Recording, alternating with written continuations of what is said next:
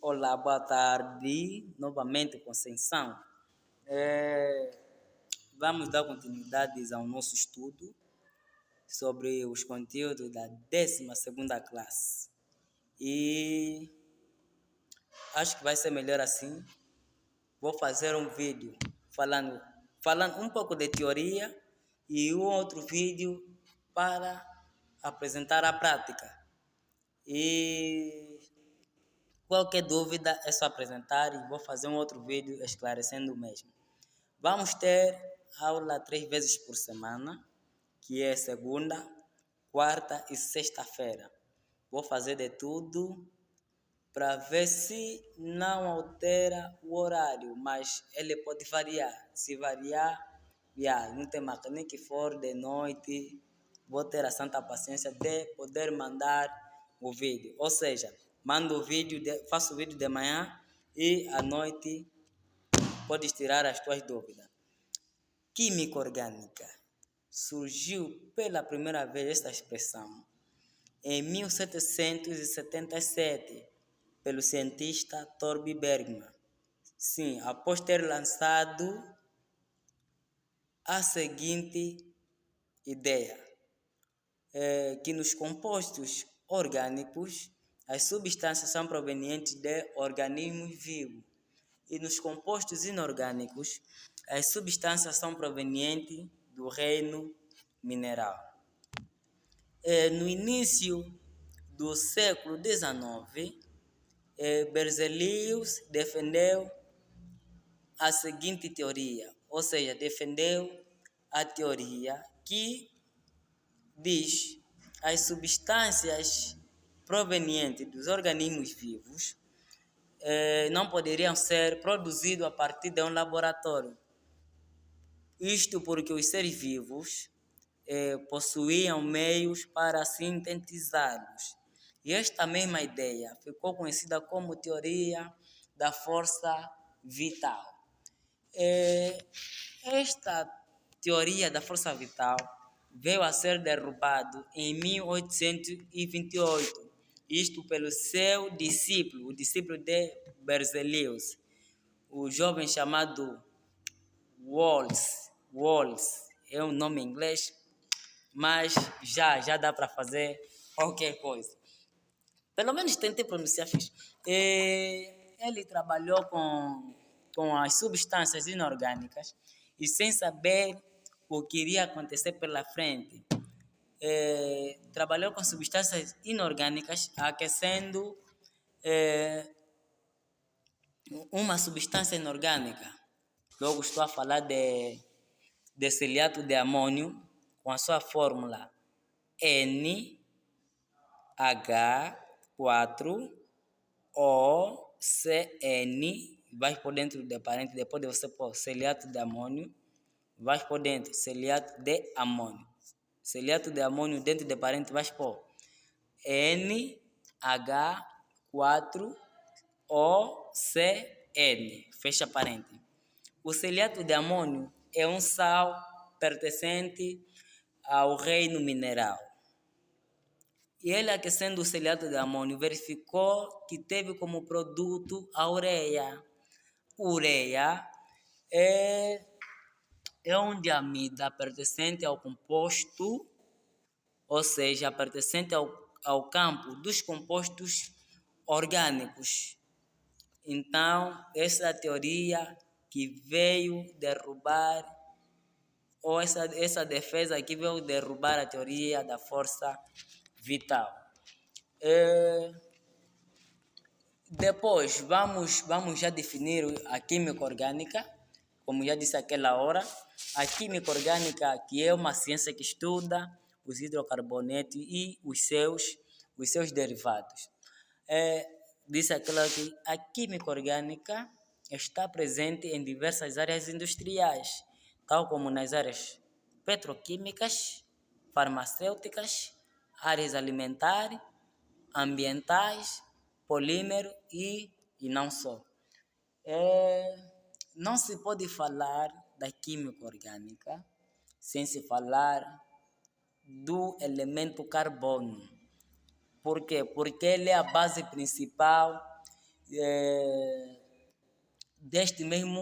desta mesma química, diria assim. Acredito que tem muita informação sobre o átomo do carbono ou o elemento carbono, quanto à sua localização na tabela periódica, o seu número atômico, número de massa e não só. Para estudarmos mais além sobre a química orgânica que estuda os hidrocarbonetos, devemos conhecer a teoria de Kekulé. Esta mesma teoria de Kekulé é que vai nos ajudar ou que vamos aplicar durante todos os nossos exercícios. Você não deve esquecer essa teoria, deves ter em mente essa teoria, porque essa teoria é que ajuda a acertar as equações que vêm pela frente. A teoria de Kekulé diz, o primeiro ponto diz, o átomo de carbono é tetravalente. É isso. Apresenta 4 eletrões de valência livre. Logo, consegue fazer 4 ligações assim, livre. Consegue fazer 4 ligações. O segundo ponto diz, as 4 valências do átomo de carbono são iguais. As 4 valências do átomo de carbono são iguais.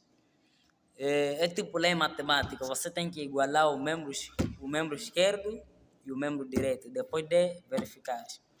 E o terceiro ponto diz que os átomos de carbono ligam-se entre si e com outros elementos químicos, formando estruturas chamadas de cadeia.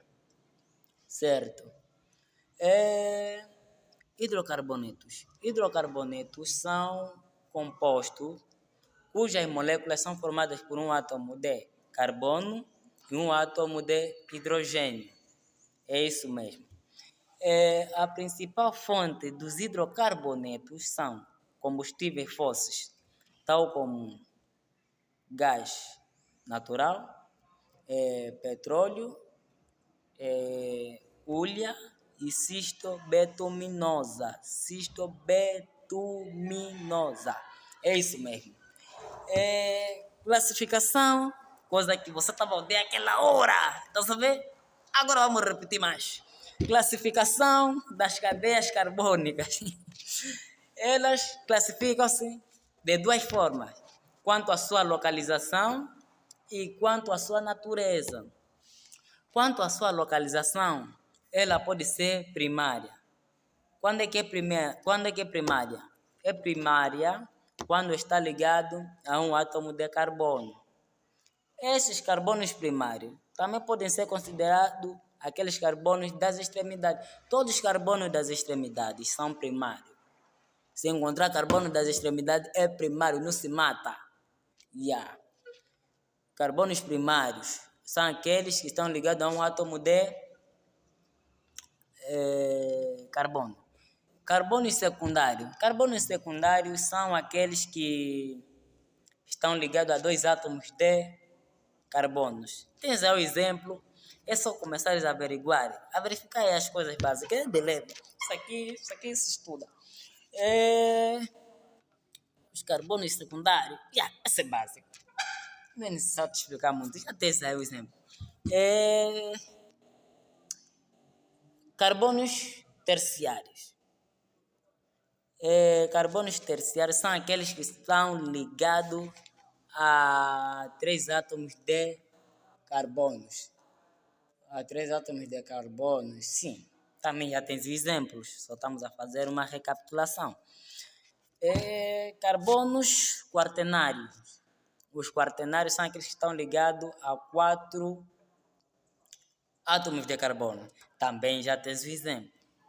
E com esta classificação, a primária, quanto à sua localização, que é primária, quanto à sua localização, pode ser primária, secundária, terciária e quaternária. São 4. Primária, secundária, terciária e quaternária. E quanto à sua natureza? Elas podem ser homogênea. Quando é que é homogênea? Quando apresenta apenas um átomo de carbono e um átomo de hidrogênio. Fiz? Yeah. Depois da homogênea vem heterogênea. Quando é que é heterogênea? Quando apresenta pelo menos um átomo de carbono e um átomo de hidrogênio.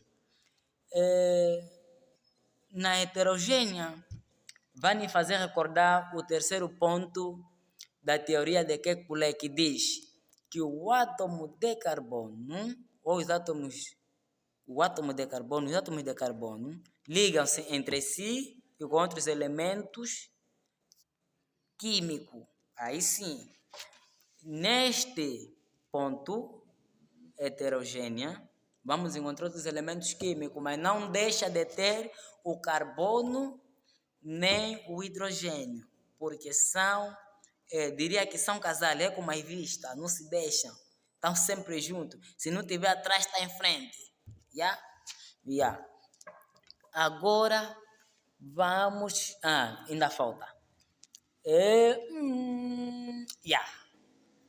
Cadeias normais. Já falamos quanto à sua natureza, já falamos homogênea, heterogênea. Agora vamos nas cadeias normais. Quando é que é numa cadeia normal? É cadeia normal quando os carbonos estão numa única sequência, ou seja, onde aparecem apenas carbonos primários, que são das extremidades, e carbonos secundários, que são aqueles do meio. Depois temos cadeias ramificadas. Nas cadeias ramificadas, elas apresentam ramificações, ou seja, apresentam pelo menos um átomo de carbono terciário ou quaternário. Aí já muda. Nas cadeias normais estão numa única sequência, vai apresentar só carbonos das extremidades, que são primários, e carbonos secundários. Agora, nas cadeias ramificadas, vamos encontrar ramificações, onde vai aparecer pelo menos carbonos terciários e quaternários, ou quaternários, assim, se posso dizer. Também já tens os exemplos aí, então é básico. Vamos lá. Agora presta atenção, nós paramos até ali, nas cadeias ramificadas. Agora vamos na classificação da cadeia de acordo ao tipo de ligação. São pontos muito importantes. Se você entender essa primeira matéria, o resto que vir não tem problema. Vai bater fixe, não vou te mentir. Quanto ao tipo de ligação entre os átomos de carbono com os hidrocarbonetos, podem ser saturados e insaturados. Quando é que são saturados? São saturados quando apresentam ligações simples.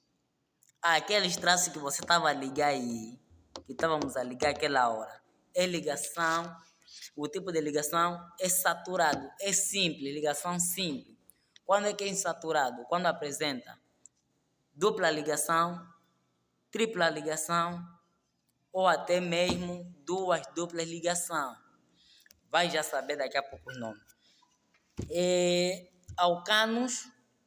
Nos alcanos pertence a ligação saturada.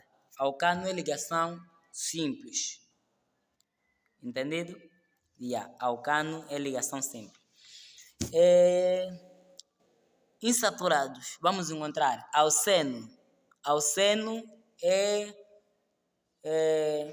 duas ligações. Ligação dupla, alcino. Ligação tripla.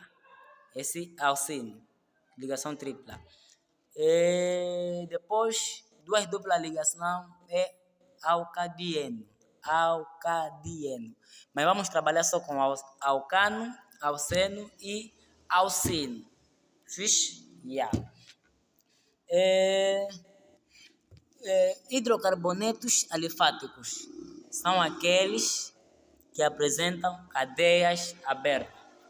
Os hidrocarbonetos alifáticos podem também ser considerados como acétricos, que também podem estar divididos em alcano, alcenos, alcinos, só até ali, alcano, alceno e alcinos.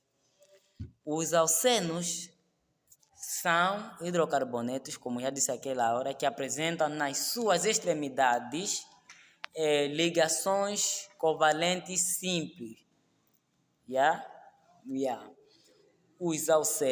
Os alcanos apresentam nas suas extremidades ligações covalentes simples. Aqueles são um pau. Depois vais ver no segundo vídeo da prática. Alcenos apresentam nas suas extremidades ligações covalentes dupla. Alcino apresenta nas suas extremidades ligações covalentes tripla. São 3 ligações. Batido? A fórmula geral dos hidrocarbonetos, dos hidrocarbonetos, quase isso. Mitologia. A fórmula geral dos alcanos é CnH2n mais 2. CnH2n mais 2. Depois vai ver na prática essa parte. Mas é importante apontares a partir da classificação quanto ao tipo de ligação. Começa a apontar ali, é importante essa coisa aí.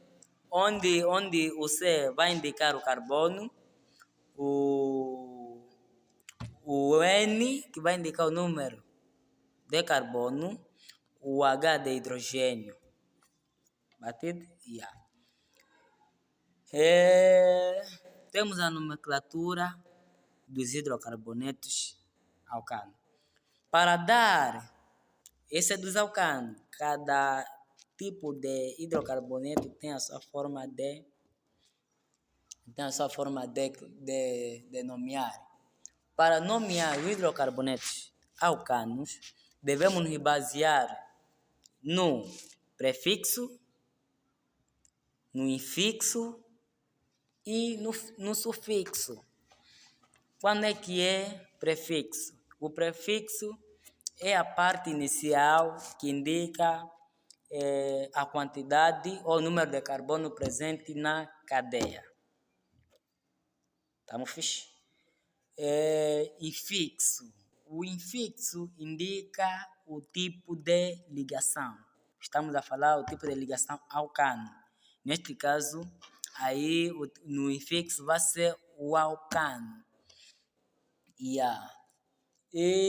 no sufixo é a parte final que indica a classe funcional do composto. Estamos fixe? Agora, vamos esperar. Vou mandar agora a segunda parte do vídeo que tem a ver com a prática, daquilo que eu disse. Estamos juntos, daqui a pouco.